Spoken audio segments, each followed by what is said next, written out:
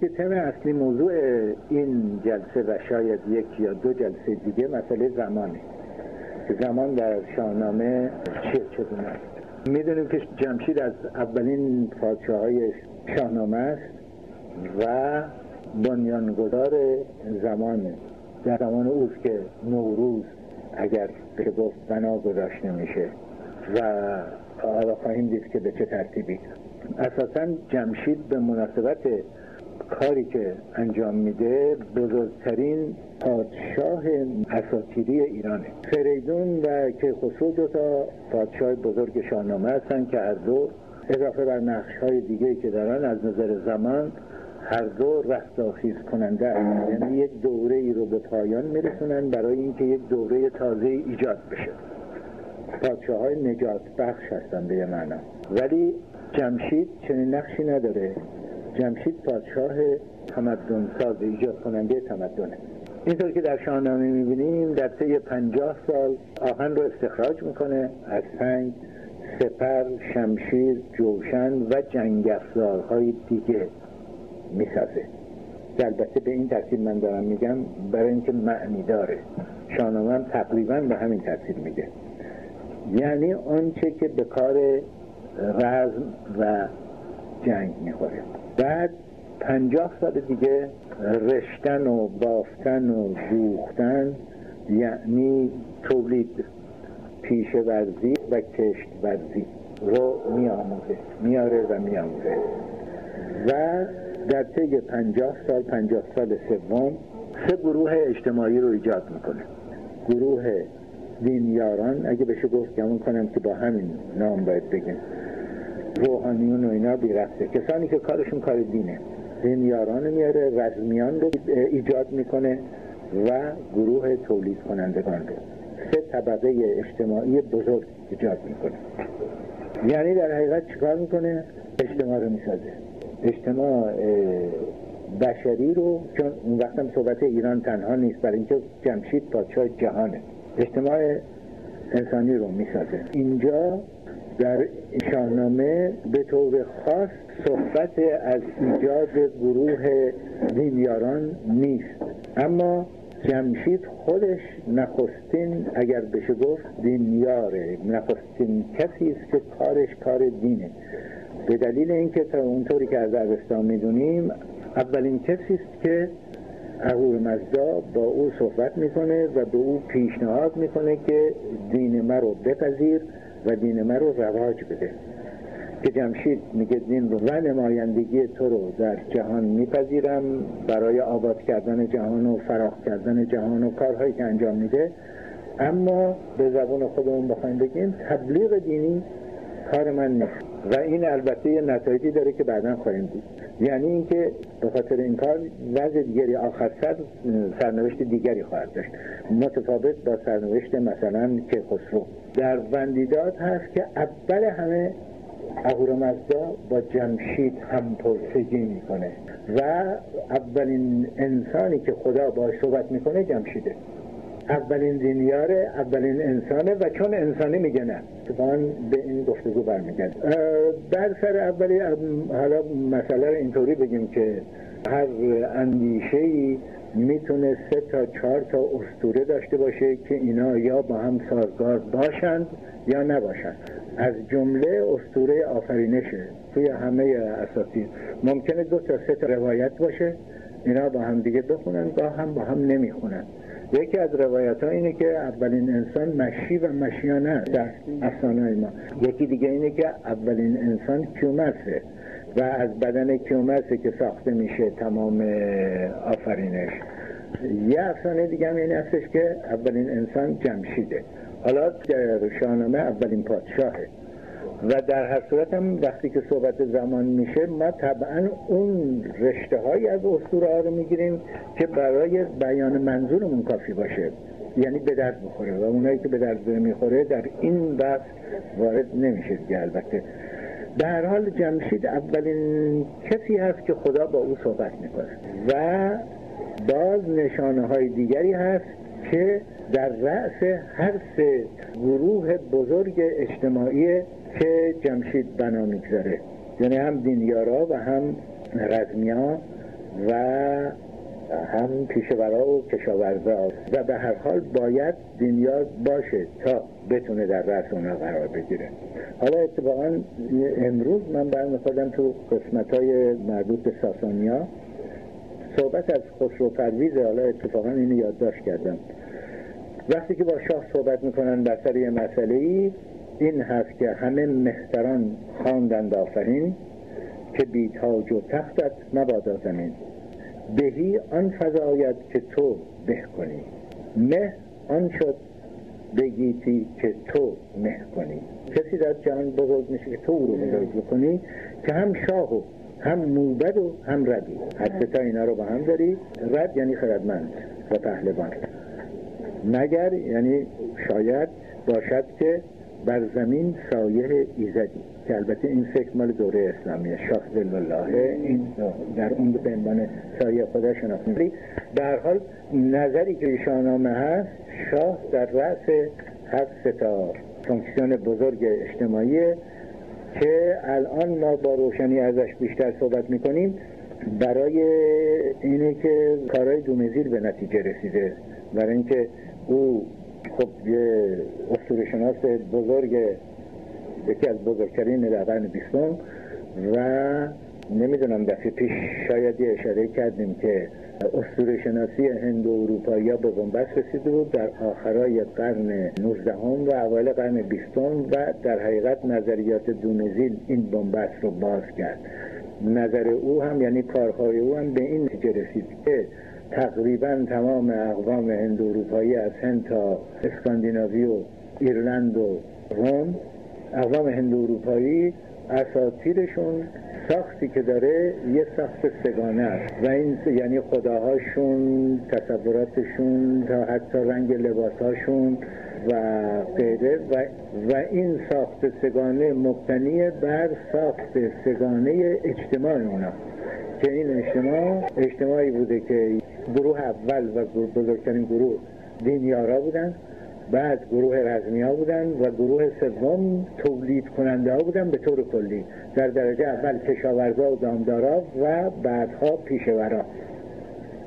و این ساخت سگانه اجتماعی منعکس شده در تصورات اساطیریشون و در تصوری که از عالم دیگه و از کیهان و نقش کیهانی و غیره و غیره داشتن و این رو ما در شاهنامه هم میبینیم. البته او در مورد تمام این اقوام تقریبا این مطالعه رو کرده و یه جزوهی هم داره که خوندن شاید خیلی خیلی مفید باشه برای کسایی که علاقه‌مند باشن و به اسم لافونکسیون تریپارتی de la mythologie indo-européenne هم چیزی. در حال رساله خیلی معروفیه و عجیب روشن کننده است. اون وقت در این اقوام پادشاه یا فرمانروا، حالا بگیم به هر ترتیب، معمولاً در رأس این سه گروه اجتماعی و هم موبد، هم رزمیه و هم نماینده تولید کننده هاست و اکثرا هم لباسی که میپوشه ارغوانی رنگ رزمی هاست، گروه رزمیه، سفید رنگ دینیاراست و معمولا کبود رنگ تولید کنندگان. رزمیان ارغوانیه، دینیاران سفیده و تولید کننده ها کبود و شاه که در رأس عرصه است معمولا لباسش ارغوانیه. شاه نماینده هر ستاست، ولی به هر حال چون حالا این دیگه ربطی به دومزیل نداره، ما داریم خودمون خیال پردازی میکنیم، ولی چون قدرت در دست رزمیاست احتمالاً شاه به اونا بیشتر وابسته است. به خصوص باز این مطالعه دومزیل هم هست و شاید الیاده اگه اشتباه نکنم در بین بعضی، چقدر دور داریم میشیم حالا ولی از نداره، در بین بعضی از اقوام هند و اروپایی رزمی‌ها یک جایگاه خاصی داشتن، حتی به این تا این حد که ملزم به اجرای قانون نبودن و قانون در حق اونا اجرا نمیشد.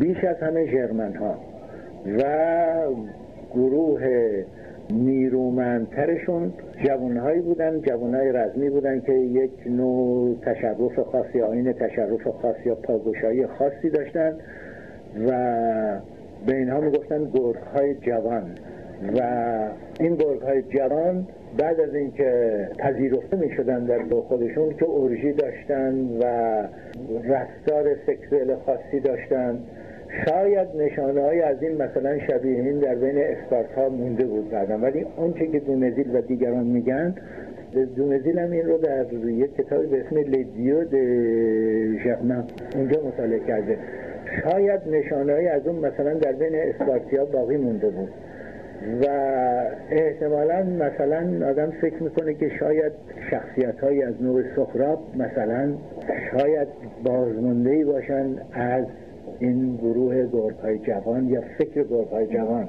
ما توی اساطیرمون زیاد نیست. البته حالا داریم دور میشه متاسفانه، برای اینکه اینا بعد ارتباط دارن با خدای جنگ که مثلا در بین هندیا و ایرانیا ویو هستش، خدای خشمگینیه و خدایی که دو تا وجه داره، هم متحرک خدای باده هم خدای جنگه و خشم و کین و همه حالتهای اکسسیف و شدید رو داره که مثلا فرض کنیم وقتی رستم میره به توران و بدون دلیل آدم میبینه که 7 سال اونجا میمونه و کشتار و غارت و سوختن هست، فکر میکنه شاید باز از اونجا میاد بعضی از خصوصیات رستم برمیگرده به دوران اساطیری خیلی کهن. مرد جنگیه و مرد جنگی باید بزنه، باید بکشه، و دلیل خیلی روشن یا دلیل عادلانه یا معقولی هم لازم نیست داشته باشه، چون در رستم دو سه جا ما با اینکه شخصیتی که خب فردوسی بهش خیلی علاقه‌منده و شخصیتی که در بعضی جاها خیلی معقوله و در مثلا نبرد با اسفندیار حتی خیلی فروتنه، ناگهان ما خصوصیاتی ازش میبینیم که مال ویوه، مال خدای جنگه، کشتار بی دلیله، سوختن و غارت و کشتن و سوختن، چیزی که فردوسی میگه. به هر حال ببخشید دور شدیم. حالا در مورد جمشید، فردوسی هم از اون توصیفی که میکنه به عنوان نماینده هر سه تا گروه اجتماعی یا کسی که هست، شخصیتی که هست گروه رو سامان میده و میسازه، از او به عنوان چو خورشید تابان میان هوا صحبت میکنه. همون چیزی که بعدها در دوره ساسانی ها میگیم بر زمین سایه ایزده، یا اینکه در جای دی هستش که من الان مرجعش رو یادم نیست، ولی یادم یک وقت خوندم که خسرو پرویز خودش رو توصیف میکنه و مقام خودش رو، جایگاه خودش رو که معین میکنه، میگه مردی در میان ایزدان، ایزدی در میان مردان. یعنی در حقیقت توصیف جایگاه شاه در ایدئولوژی پادشاهی ساسانی که خیلی خوب و خلاصه بیان شده، مردی در میان ایزدان، ایزدی در میان مردان، یه چنین جایگاهی شاه داشته. حالا در روزگار جمشید، انقدر در جمشید صحبت میکنیم نگران نباشید، برمیگردیم به زمان، برمیگردیم ناچار و همش هم برای خاطر زمانه که در حقیقت راجبش صحبت میکنیم.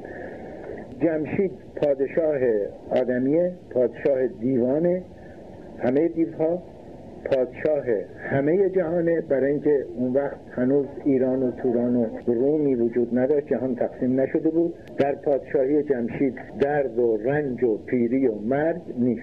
وقتی هم که قرار طوفان ملکوشان، طوفانی که تمام جهان رو زیر زبر میکنه و همه موجودات رو از بین ببره، شبیه طوفان نوح که تقریبا در همه اساطیر کهن وجود داره، در بین اسکاندیناوی و دیگران هم وجود داره، وقتی که بناس چنین طوفانی بشه، جمشید پیشاپیش زر جمکرد رو درست میکنه که برای توضیحات دقیق‌ترش باید به کتاب خانم کسمایی مراجعه کرد، حالا مدرنشه، ولی در زیر زمین یک باغ یا یک بهشتی، اگر بشه گفت بهشت زمینی میسازه و برترین نمونه های همه انواع رو در اونجا جمع میکنه و انواع گیاه‌ها هم همینطور، تا این طوفان بگذره و تکثیر میشن اونا و بعد دوباره میان روی زمین. وقتی که میان روی زمین، تا اینجا باز جمشید اهوراییه، وقتی که میان به روی زمین، زمین پر میشه از اینا و اهورامزدا به جمشید میگه که زمین رو فراخ بکن، برای اینکه دیگه جای آدمیان نیست، جای جانوران نیست و جمشید باز برمیگردیم به یه ترکیب سگانه.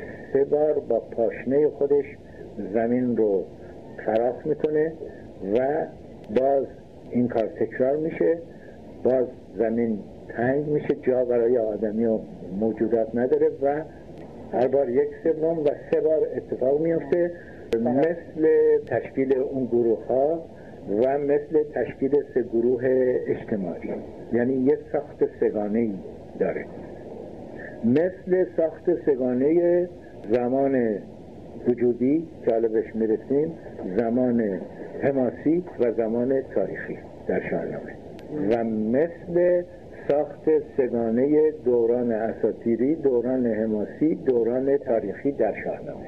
اجازه بدید من فقط خیلی خلاصه بگم برای اینکه این بحث خیلی مفصلی است. این بستگی داره مکتب‌های اسطوره‌شناسی، مکتب پدیدارشناسی که از نمونه‌های بزرگش و برجستش الیاده هست، او عقیده داره که در مقابل پدیده‌هایی که بشر باش روبرو میشه، ذهن آدمی طوری ساخته شده که عکس‌العمل‌های شبیه به هم داره. 1-2 تا مثل میزنم برای اینکه بحث درازا نکشه. میگه که مثلا استنباط از زمین این هستش که شباهت داره به مادر و تصوری که انسان از مادر داره همه اقوام از زمین هم داره، بدون اینکه هیچ کدوم از این اقوام با هم ارتباط داشته باشن. اون وقت مثل میزنه از بوشمنای مثلا افریقا، از استرالیا، از اسکاندیناوی، از هند. اون وقت میگه که بعد تصور دیگه این هستش که وقتی بشر زمین رو شخم میزنه، وقتی به دوران کشاورزی میرسه، این حس براش پیدا میشه یا این خیال براش پیدا میشه که بزرگ مادر رو یا مادر زندگی رو داره مجروح میکنه. اون وقت راهی که پیدا میکنه اینه که توی این شیارها تخم مرغ میشکنه برای التیام درد، التیام زخم. اون وقت میده اسطوره میده که در اسکاندیناوی اسطورش چی هست این کارو میکنن، در مثلا هند اسطورش چی هست. یا مثل دیگری بزنن، نمونه میده بین سرخپوستا و همه جاهایی که هیچ ارتباطی نمیتونن با هم داشته باشن که در همه جا آب، مار، زن و ماه با هم دیگه ارتباط دارن و به هم مربوطن. چرا؟ برای اینکه همه اینا تفسیر الیاده این هستش که پریودیکن. زن پریود داره، آب پریود داره به مناسبت جذب و مرگ، مار پریود داره برای اینکه پوست میندازه، ماه پریود داره هر 14 روز یه بار. میگه اون وقت در تمام اساطیر اقوام مختلف اینا همه با هم ارتباط دارن. حالا اگر این مکتب رو قبول بکنیم و استدلالای او رو خب به نتایجی میرسیم. یونگ عقیده دیگری داره، عقیده داره که ما یک خاطره جمعی اقوام دارن که همیشه برمیگردن به روانشون با اون خاطره جمعی. هر شد که مکتب قرن 19 که فریزر بزرگترین نمایندش بوده، عقیده داره که عوامل طبیعی در جاهای مختلف تصوراتی در انسان ایجاد میکنن، این تصورات رو انسان منتقل میکنه به عالم بالا، از عالم بالا بازپس میگیره. مثلا رعد رو میبینه، برق رو میبینه، بعد خیال میکنه که خدای رعد و برقی وجود داره، بعد خیال میکنه که اون خدای رعد و برقی که برق نمیفرسته از عوامل طبیعت برمیگرده به عالم بالا، که البته خب در مورد همه این عوامل طبیعی و خداهای چنین تفسیری میکنه و تفسیری بود که در قرن 19 خیلی رایج بود، ساده ترین نوع تفسیرم بود. اون خب یک نتیجه دیگری میگیره. اون وقت مسئله طوفان نوح فرض کنیم که در جاهای دیگه اگه مطابق این نظر بریم باز یه تفسیر دیگری داره غیر از تفسیری که الیاده میکنه. در مورد حالا برگردیم به اسطوره شناسای دوره خودمون، از جمله کسایی که عقیده داره که اساطیر ایران خیلی تحت تاثیر اساطیر بین النهرینه، یعنی سومریا، اکادیا و آشوریا و پایینتر ایلامی ها. و خب در این زمینه هم زیاد چیز نوشته و این موضوع رو خواسته توجیه بکنه، نظریاتی هم داره. فقط این رو هم اضافه بکنم که در دوره اسلامی ایرانی‌ها گروهی یعنی بعضی از نویسنده‌های ایرانی مثل طبری و نویسنده ناشناخته مجمل التواریخ و القصص و تاریخ سیستان و دیگران در قرن 4 هجری و بعد برای اینکه مشروعیتی احتمالاً پیدا بکنن و دین قبلی ایرانی‌ها رو به عنوان فقط دین کفار شناخته نشه و بالاخره هم ایرانی‌ها به یه نحوی موفق شدن خودشون رو جز اهل کتاب جا بدن به هر ترتیبی که بود، اون وقت اساطیر ایران رو تطبیق میدادن با اساطیر بنی اسرائیل و از جمله میگفتن جمشید همون سلیمان، زردشت همون ابراهیم، آتش پرستی زردشت درست نیست بلکه ابراهیم توی آتش رفت و در اومد، زردشت هم یک چنین ارتباطی با آتش داشت و خیلی رو دیگه که از جمله چیزایی که آخر سر ناخودآگاه تطبیق شاید امام حسین باشه یا باشه. البته این دیگه مربوط به میتولوژی و دوره میتیک نیست، ولی این در مورد کاربرد اسطوره است، در یه دوره تاریخی ازش بهره برداری کردن، به اصطلاح جدید استفاده ابزاری کردن. جمشید که گفتیم بنیانگذار 3 گروه اجتماعی دارای فره ایزدی هم هست و کسی نمیتونسته پادشاه باشه و فره ایزدی نداشته باشه، اما باز این فره ایزدی جمشید یک فره سگانه است و وقتی که گناه میکنه و فره از او جدا میشه به 3 تا شخصیتی برمیگرده که یکی دینیاره، یکی رزمیه و یکی دیگه هم نماینده تولید کننده و کشاورز است. جمشید به مناسبت اینکه پادشاه جهان، پادشاه جن و انس، گرفتار غرور میشه و دعوی خدایی میکنه. در فردوسی میگه به گیتی جز از خویشتن را ندید و فکر میکنه که اوست که تمام جهان رو ساخته و وارد دیوها میشه. جالبه که این کار دیوانه، در مورد کابوس هم همینطوره و به آسمان میره. به سر کیانی یکی تخت ساخت، چه مایه بدو گوهر اندر نشاخت. نشاختن یعنی نشاندن. چو خورشید تابان میان هوا، نشسته بر او شاه فرمان روا. جهان انجمن شد بر آن تخت او، شگفتی فرو مانده از بخت او. به جمشید بر گوهر افشاندند، مر آن روز را روز نو خواندند. یک چنین روزی نوروزه و با ایجاد نوروز زمان پیدا میشه، زمانی که ما میشناسیم پیدا میشه، یا شاید بهتر باشه گفته بشه که آگاهی به زمان پیدا میشه و این آگاهی سبب میشه که زمان هستی پیدا کنه، چون زمان جهان میکنم که فقط در آگاهی هستی داره و این آگاهی نشانه های بیرونیش نوروزه که در اعتدال ربیعی اتفاق میفته وقتی که روز و شب یکسانند. در اعتدال خریفی، حالا که ربیعی گفتیم یکی رو بگیم، اول پاییز که با شب و روز، نوروز جشن پیدایش طبیعته، اگر بشه گفت جوانی طبیعته یا رویزن رویش طبیعته، مهرگان جشن برداشت محصول نتیجه طبیعته. اول روز بهار جشن روز هرمز فروردین. جشن اولا میدونیم که در اساطیر به معنی همون کلمه گذشنه است، به معنی پرستشه و در اسطوره اقوام مختلف نماد بازگشت و نماد تکرار و تجدید زندگی. یعنی وقتی نوروز جشن میگرفتن یعنی جشن تجدید زندگی رو میگرفتن. حالا بعضی عقیده دارن که انسان در اون دوره اساساً تصوری که از زمان داشته یک تصور دوری بوده و تصوری که از جهان داشته و به مداومت جهان یقین نداشته واقعا. یعنی هر بار که قربانی میکرد، جشن میگرفته و قربانی میکرده، از نظر اساطیری در فکر آدم اسطوره‌ای این بوده که داره زندگی رو تکرار میکنه، داره زندگی رو تجدید میکنه، بازرایی میکنه. و نوروز هم یک چنین جشنیه. اول پاییز هم باز جشنی هست که نماد تکرار و تجدید زمانه. ولی اجازه بدید برگردیم به اون صحبت قبلی. من گمان میکنم که وقتی که جمشید نپذیرفت از اهورامزدا که دین او رو گسترش بده، مرگ برای مقدر شد. اما خالق زمان در جای دیگه میدونیم که اهورامزدا منتها زمان ساکنه.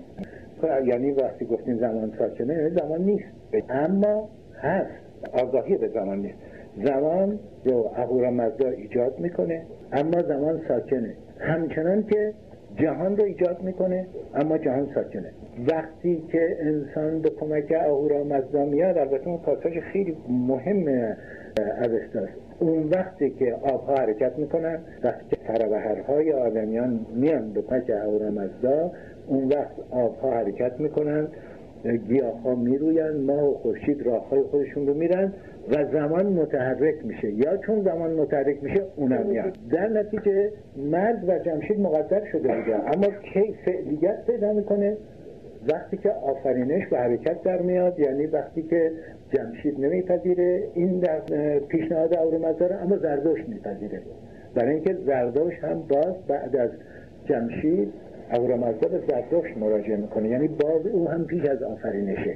تفسیری که الان از جشن میشه در اساطیر این هستش که فکر بشر زمانی رو که در تصور داشته دورانی بوده، دایره‌ای بوده و اطمینان به تداوم زمان نداشته و خیال میکرده که با جشن، یعنی با قربانی کردن و با جشن، این زمان رو تکرار میکنه.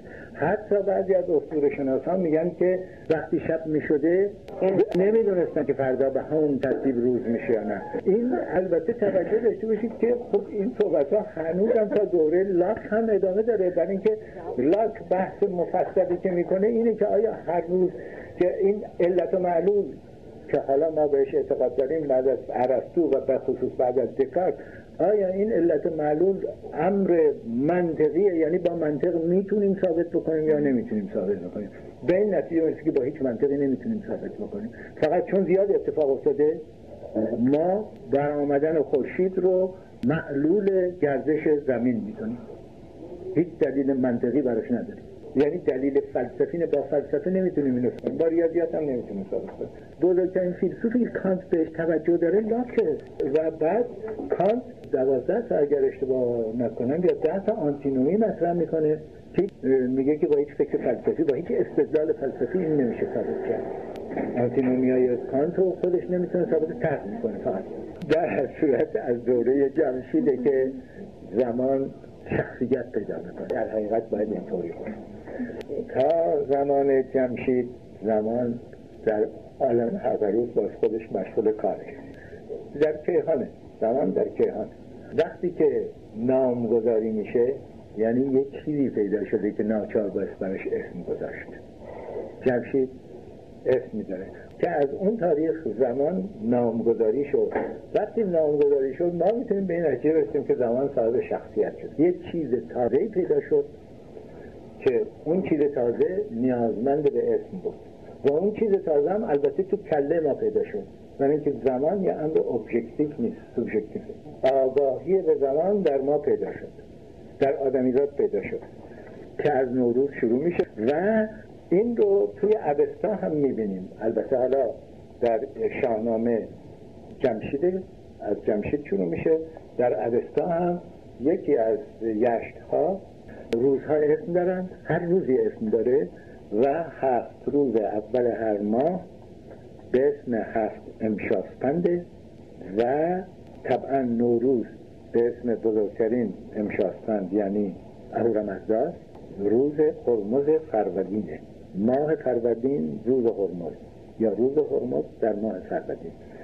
و میدونیدم که تا دوره ساسانیان هم این رسم بود که وقتی که اسم روز و اسم ماه یکی میشد اون روز جشن و سال هم به 2 فصل تابستان و زمستان تقسیم میشد و مثلا روز مهر از ماه مهر جشن مهرگان بوده. از طرف دیگه یکی از چیزایی که میتونیم بگیم که خیلی بحثم داره البته این هستش که از وقتی که زمان بهش آگاهی پیدا میشه اون وقت مسئله مرگ هم پیدا میشه، یا از وقتی مسئله مرگ پیدا میشه مسئله زمان مطرح میشه.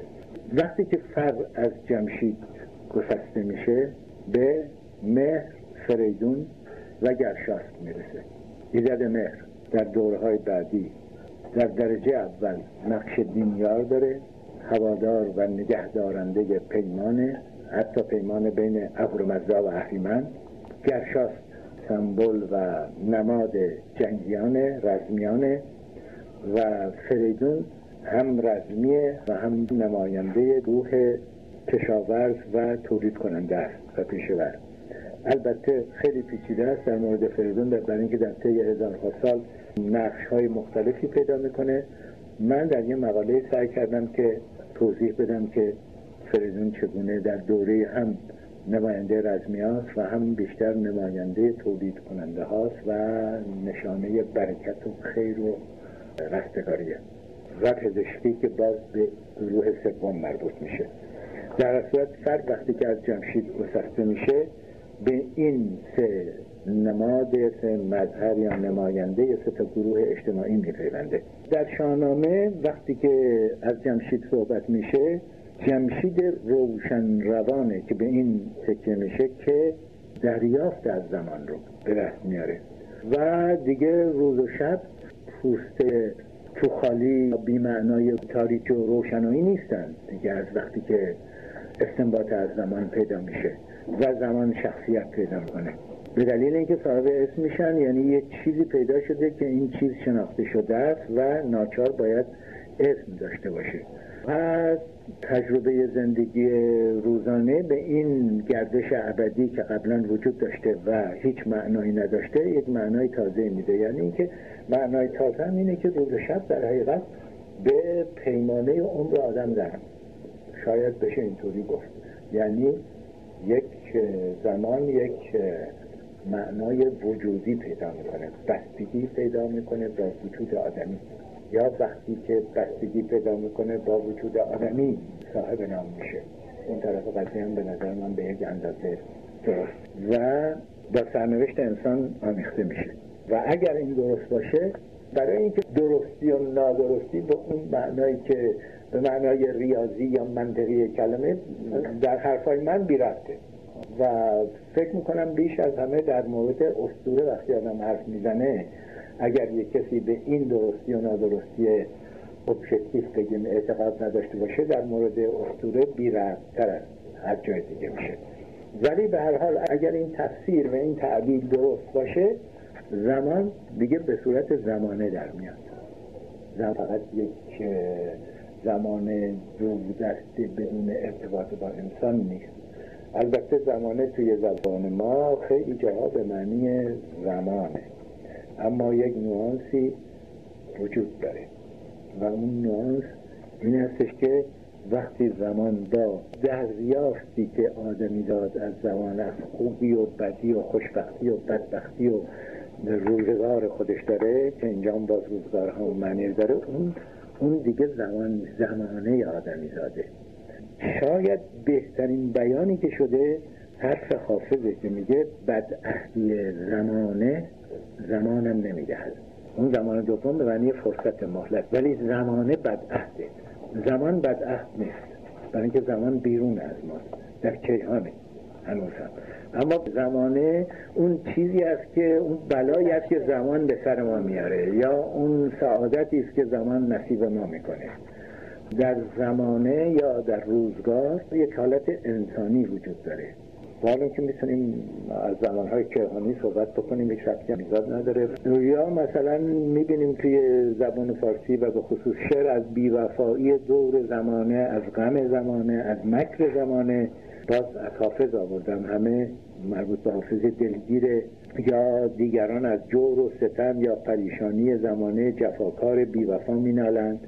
ولی به هر حال زمان یک خصوصیت دیگری پیدا میکنه که برای بیانش زبان دیگری هم به کار میبریم. توضیح دیگری که شاید بشه داد، تعبیر دیگه یا تفسیر دیگری که بشه داد، شاید این هستش که بعد از این استنباطه که زمان به معنی کلی کلام به صورت تار و پود هستی آدم در میاد، عمر آدمی زاد رو میسازه و مفهوم عمر پیدا میشه. عمر یعنی یه دوره ای از زمان که مال یک آدم خاصی، مال هر آدم خاصی، و خب عمر هر کسی تار و پود بودنشه دیگه در روزها. و در نتیجه زمان یک کاراکتر وجودی پیدا میکنه، یک لیسانسیل پیدا میکنه، مربوط میشه به وجود آدم، به بودن آدم. و از اون زمانه که یا از اون تاریخی که ما وقتی که خودمون رو در زمان قرار میدیم میتونیم پیش از خودمون رو تصور کنیم پس از خودمون رو تصور کنیم، مفهوم قبل، مفهوم بعد، مفهوم تاریخ پیدا میشه یا تحقق پیدا میکنه و مفهوم جاودانگی، ابدیت. برای اینکه وقتی مرگ نباشه ابدیت هم معنی نداره. تا کسی نمیره دیگران که زنده هستن نمیتونن بفهمن که مردنی هست و بعد از مردن یه چیزی هست که اسمش نمردن. البته اینم توجه داشته باشید، فقط یک نکته است بگم و رد بشم و اون این هستش که اسم خود جمشید هم یک ارتباطی داره، یک کمکی میکنه که ما نام او رو با مفهوم زمان ارتباط دیم. جمشید یم شعفه، یم درخشان تابان، یم اسمشه و صفتش درخشان تابان و خورشیده و مظهر خورشیده و یا خورشید مظهر اوست و خورشید زمان سازه در کیهان. و برگردیم در حماسه ما و در فردوسی نخستین نمون یا سرنمون میگن ارکتیپ انسان آفریننده است، مثل پرومته و چون آفریننده است. البته حالا بحثا میمونه برای دفعات بعد. چون آفریننده است به قلمرو خدایان دست اندازی میکنه و به قول یونانیا دچار هوبریس میشه، یعنی گذر از مرز انسانی و تجاوز به مرز الهی که نمونه هاش فراوونه، ولی برجسته ترین نمونهش شاید توی فرهنگ غرب پرومته است، یا ایکاره که بال میسازه بره، یا کاووسه که باز او هم سوار دیوا میشه که بره بالا و جمشیدم پف میگه. یعنی در حقیقت انسان آفریننده در و یا در کار گذر از مرزهای خودشه، اونجایی که مربوط به آدم نیست و اونجا کجاست مال خدا هست. در نتیجه بلا هم بهش نازل میشه و یک کسی در حدود 40 سال پیش ترجمه ای از ادیب کرد و یه اسی نوشت بر مقدمش و اسم عنوانش این بود که انسانی دانا گناه به سر نوشته. آدم دانا گناه میکنه، گناه که کرد زده میشه. کاری که در مورد ادیب میتولوژی یونان به خصوص در تراژدیا اساسا همه هوبریسه، همه آدم میخواد از مرز خودش فراتر بره و یکیش هم ادیبه که هرچند بهش میگن رسه نمیخواد بدونی، میگه میخوام بدونم کی هستم و نمیخوام چیزی باشم غیر از اینکه هستم، هرچند که میدونه اون دانایی داغونش میکنه، چشماشو پر میکنه، چشم سمبل دیدن دانستنه. من میخواستم بگم جمشید در ضمن پادشاه خورشیدیه و پادشاه خورشیدی چه تفاوتی داره، یعنی چه نوع تقسیم بندی هست در مورد پادشاه توی اساطیر هند و اروپایی که اساطیر اونها هم جزش هست و خصوصیت پادشاه خورشیدی چیه.